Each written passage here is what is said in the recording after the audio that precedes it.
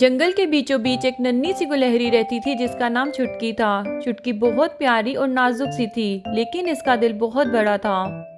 وہ ہر کسی کی مدد کے لیے ہمیشہ تیار رہتی تھی، چاہے وہ کتنا ہی مشکل کام کیوں نہ ہو۔ جنگل کے بڑے بڑے جانور اس کی شکل و صورت دیکھ کر ہنستے اور کہتے، چٹکی اتنی چھوٹی ہے، بھلا یہ کیسے کسی کی مدد کرے گی؟ لیکن چٹکی کو ان کی باتوں کی پرواہ نہیں ہوتی تھی۔ وہ جانتی تھی کہ اس کے پاس ہمدردی اور محبت ہے، اور یہ چیزیں کسی بھی طاقت سے زیادہ قیمتی ہیں۔ ایک دن جنگل میں زوردار طوفان آ گیا۔ بادل زور سے گرجے اور ہوائیں تیز چلنے لگیں، درخت جھکنے لگے اور بڑے جانور بھی خوفزدہ ہو گئے۔ سب اپنے اپنے گھروں کی طرف بھاگے۔ طوفان کے ساتھ ہی بارش بھی ہونے لگی۔ جنگل میں ہر طرف پانی ہی پانی بھر گیا۔ چٹکی اپنے درخت کے نیچے بیٹھی تھی، مگر وہ جانوروں کی مدد کرنے کا ارادہ کر چکی تھی۔ اس نے اپنے چھوٹے سے دل میں طے کیا کہ وہ اپنے دوستوں کو اس مشکل گھڑی میں تنہا نہیں چھوڑے گی۔ سب سے پہلے چٹکی نے خرگوش کو دیکھا، جو طوفان میں بے حال ہو چکا تھا اور اس کا گھر ایک بڑے درخت کے نیچے دب گیا تھا۔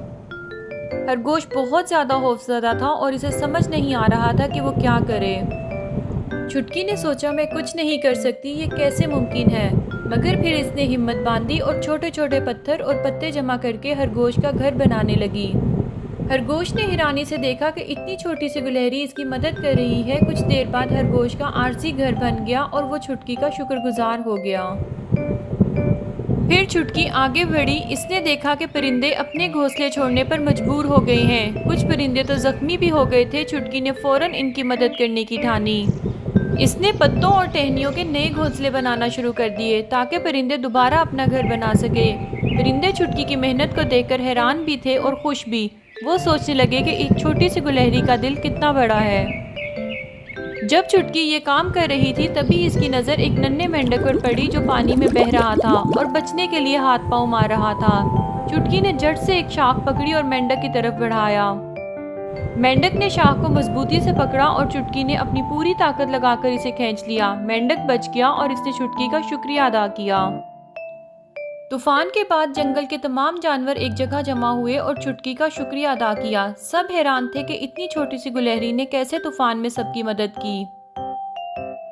وہ جانور جو چٹکی کا مذاق اڑایا کرتے تھے، اب وہ اس کے آگے پیچھے گھوم رہے تھے اور اس کی تعریفیں کر رہے تھے۔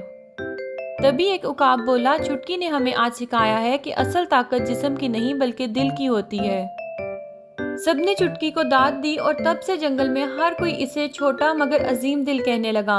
چٹکی نے ثابت کر دیا کہ چھوٹا ہونا کوئی عیب نہیں ہے، بلکہ دل کی بڑائی ہی اصل طاقت ہے۔